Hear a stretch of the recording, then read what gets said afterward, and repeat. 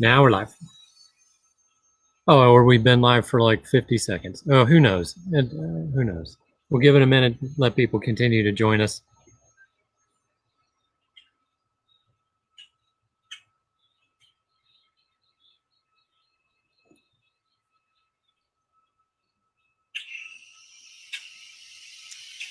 Okay.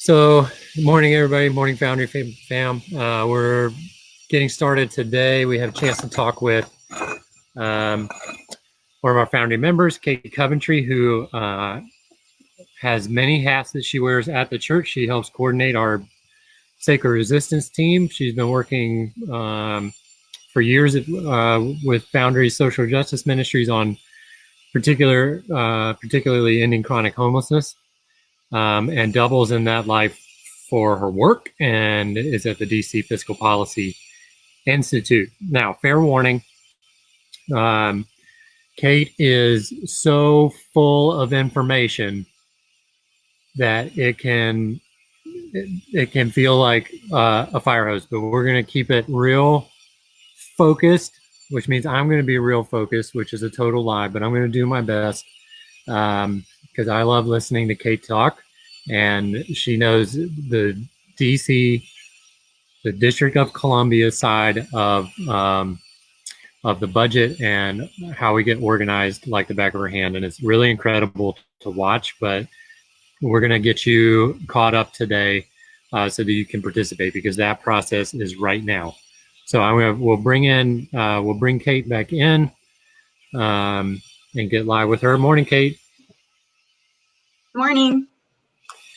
Kate, thanks for coming on this morning, because I know it's busy, and I know you had to shuffle some schedule, but I'm grateful to you. So today we wanted to make sure that we're helping the Foundry community get informed about local budget process, which is happening right this minute.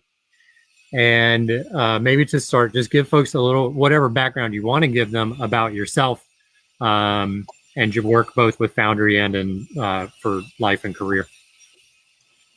Well, I would just say the DC Fiscal Policy Institute works to implement policies that promote equity, racial and economic equity, and benefit low and moderate income residents. And we've covered a bunch of different issue areas, but my issue area is homelessness. And then the folks who maybe are newer to Foundry might not know that Foundry was one of the first advocates for permanent supportive housing, the housing that helps the people who are most vulnerable, most likely to be on the street, most likely to die from diabetes or hypertension or disease, that if they had a house they could more easily manage. And so Foundry's been doing this work since the beginning. And I just say that as a colleague to Foundry, many people very much appreciate Foundry's persistence in staying with the goal and your actions. You know, you may not actually see the people who are thanking you, but lots of people in the community are very grateful. Which is always good to hear, and it has been a long battle, but that's what these type of justice issues takes, is people who are going to dedicate themselves long term to ensuring the work. And a lot has happened in the time, even just in the 7 years that I've kind of been around, when the city finally did start picking up on coordinated entry process, looking to permanent supportive housing as a way to really address chronic homelessness. And it's been incredible to watch, but I know that we've got a lot of room left to go. Of course, Foundry getting started in that because we have neighbors who sleep on our steps every night.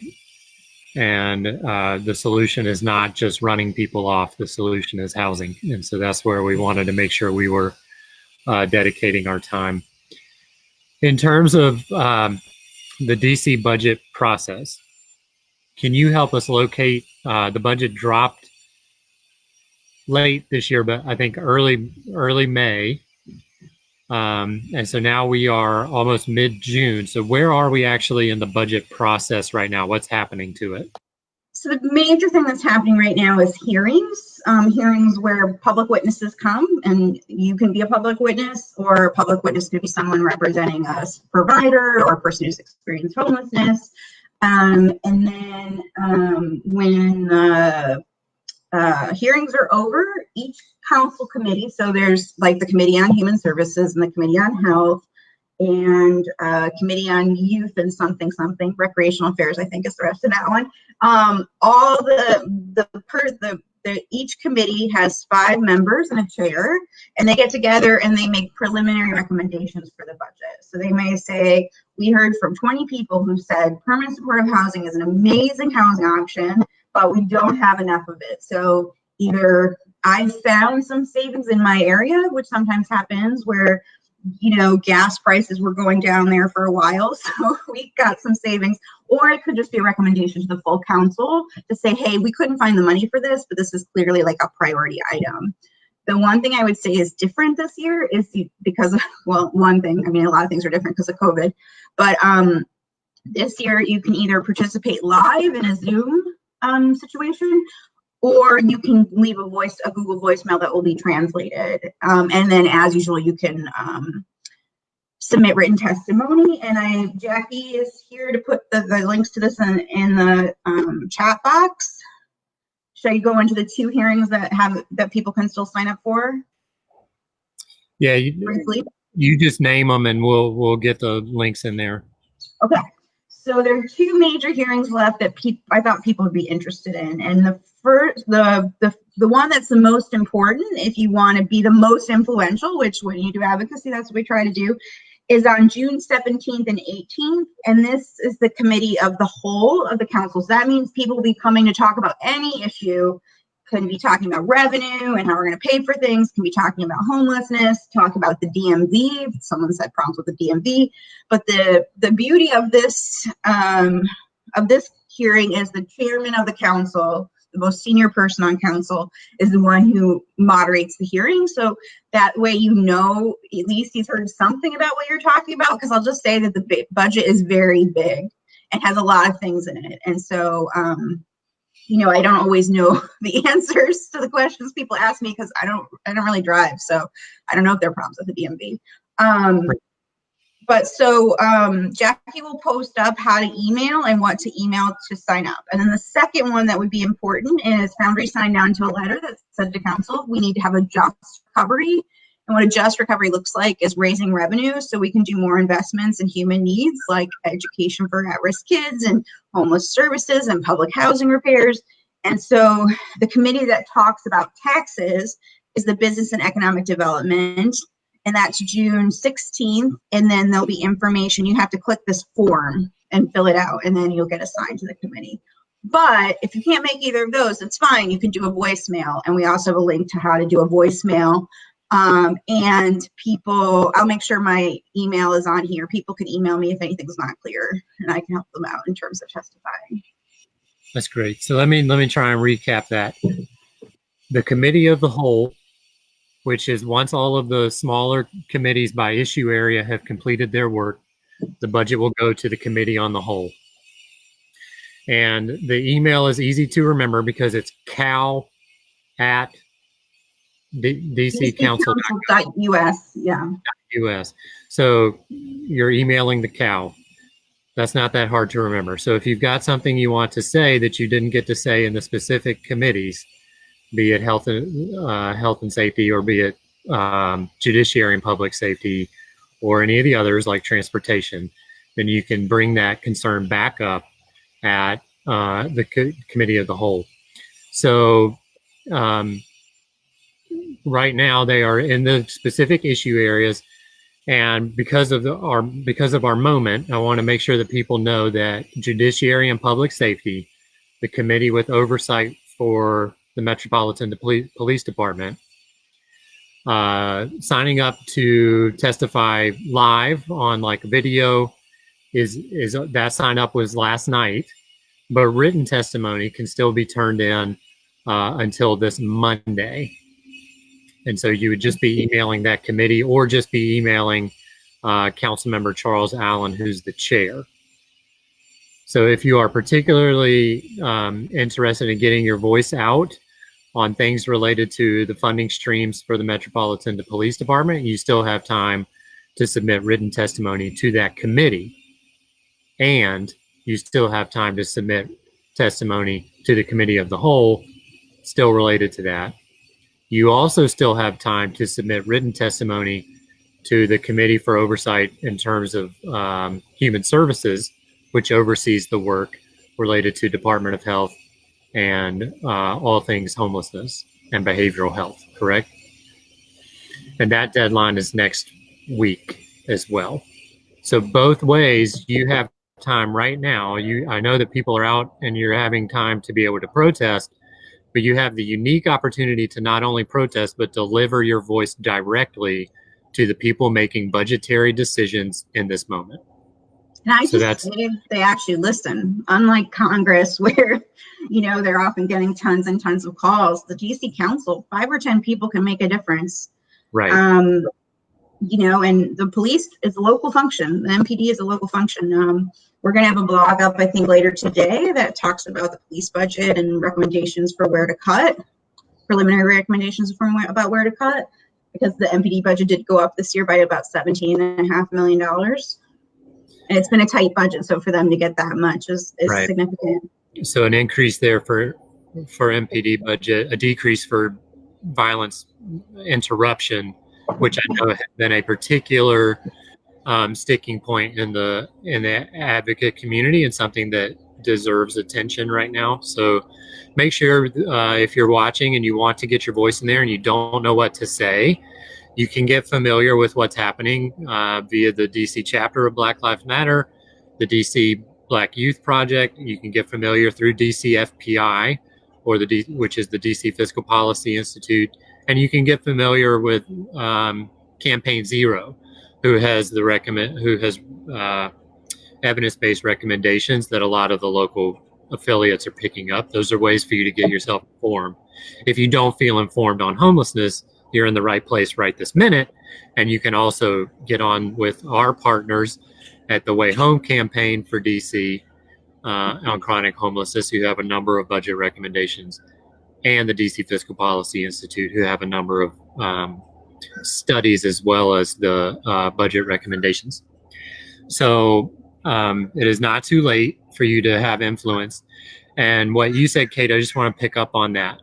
We've got, on a normal year, we've got 13 people making a decision related to the budget for a population with a size larger than 2 states, and we are not a state.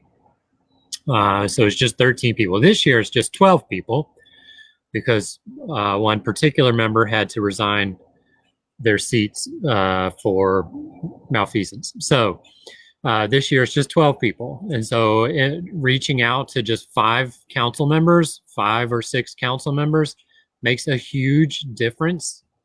And there are enough people just within the Foundry community to help an item gain the attention of council members. So you really need to not sleep on the power that you have when you submit either a written testimony or phone something in. And you can, and this is a year where you can literally just phone it in, and it is still helpful.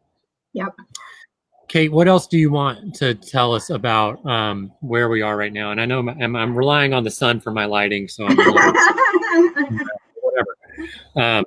Hey, what else do you want to tell us right now? Because we're the first budget vote for the whole council is July the 7th. So between now and then, right? Can we maybe hit our deadlines one more time on when we submit? Okay, so the submitting of the testimony, there's certain different dates for each committee, which I don't have memorized, but their document will be in the chat. There are other things you can do. One is sign on to the revenue letter that Foundry signed on to as an organization. You can also, if you're a member of a group that signs on to letters, like a homeless services provider or food provider, we're always looking for more organizational supporters, but essentially the letter just says, we have a choice.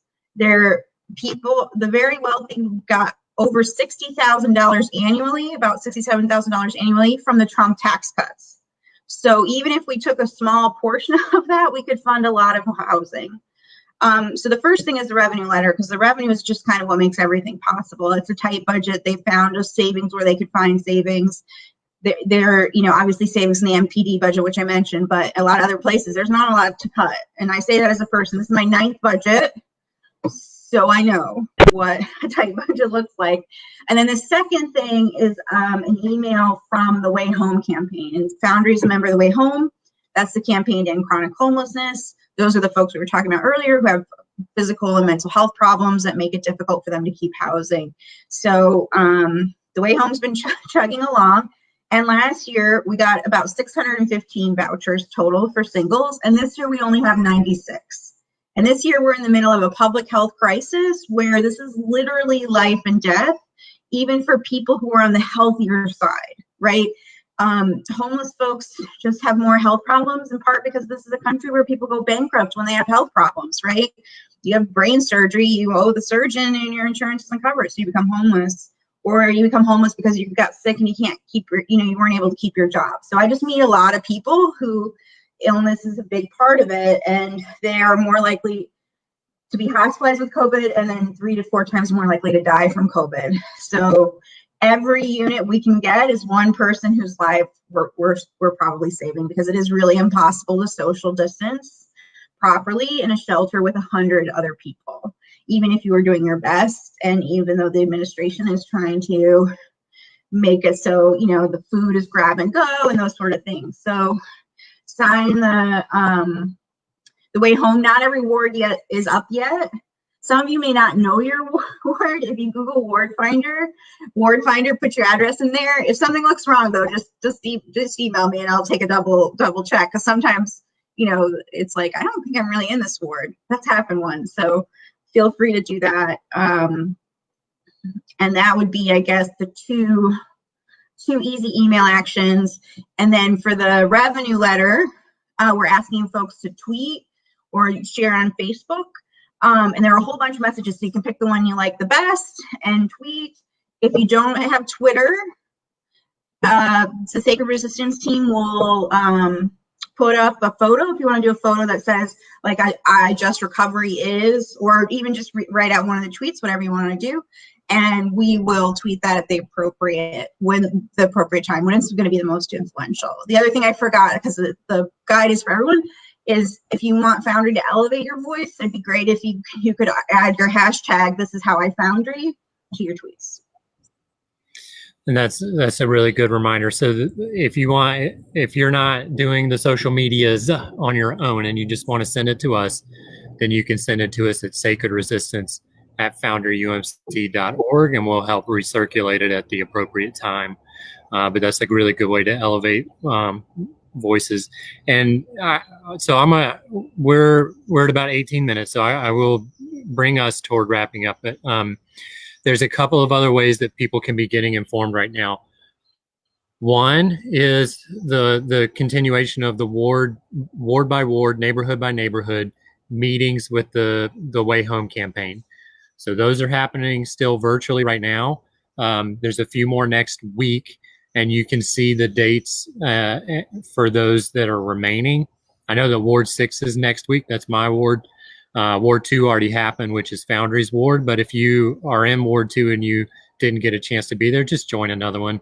Jesse's not going to kick you out. But it's a really good way to make sure that you are getting clear about what the priorities are. And don't forget that these things are all connected. The systems that we have in place for health, the systems that we have in place for policing, the systems that we have in place that adversely affect folks living in poverty, folks experiencing homelessness right now, folks experiencing over policing. Those things are connected. So I don't want you to think that these are somehow siloed. And then I'll connect us back very briefly to theology, I suppose. I mean, why not? I want our folks to remember that if you think about the gospel narratives, if you think about the stories of healing which take place in particular in the Gospel of Mark, if you think about the ways that Jesus shows up into a system that was designed where in order to receive health care, you needed to pay into a purity system. You needed to pay a temple tax. You needed to be paying your Roman tax. You need to be paying into systems that were originally designed to redistribute money to help the most vulnerable, but were eventually distorted such that they were lining pockets of the establishment.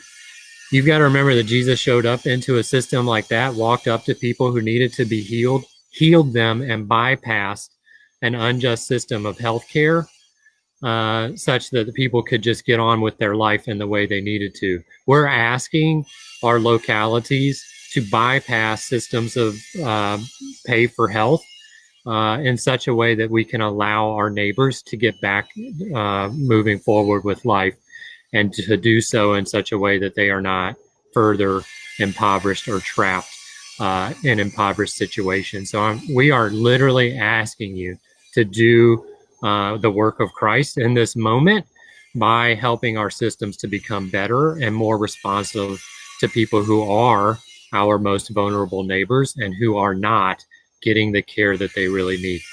So I want you to remember that these things are not separate. These things are literally how you put your faith in action. And this is the moment to do that, and over the next couple of weeks. And after that, all of the air of the nation will then get sucked up into the presidential race. So I don't want you to miss your opportunity to really make a difference for our city and for our neighbors. So please, please pay attention and take advantage of what's there right now. Kate Coventry, you're wonderful. I know you're tired. I'm hoping slightly less of a stressful budget season, but I highly doubt that. And I know it's harder to do when we can't be over in the Wilson building, but I'm grateful for you. I'm grateful for the way that you make Foundry better. I wouldn't be half as good at my job if you didn't exist. So thank you. Keep up the great work. Keep pulling us where we need to be. Thank you, Ben. Thank you, Foundry, for all the things you do. I have to say, it really makes people feel good, even people who aren't religious that I work with. Foundry's witness and their, the commitment, and also the willingness to do things in a speedy way, which is going to be very hard for a lot of congregations, but that's the way advocacy works, right? Sometimes you have an opening, and that door is only open for a day, so you better hustle. So, right. And just to say that, if people want to reach out, on other stuff other than the budget, we can talk about stuff other than the budget later in the summer where things are much calmer. And then I think you're right, Ben, that people are just going to be really focused on the presidential election. And, it's not clear yet whether or not we're going to go back to work or how that's going to look going back to work. Right. So I'm not really sure what to say about local issues yet on that. But we'll get there. The door's open, friends, so you need to walk through right now because it will be closing very soon. So while it's open, let's walk through. Let's put our voice in where it really needs to be, and let's make the differences that we know we can make. Kate, thanks again. Foundry fam, we'll see you later.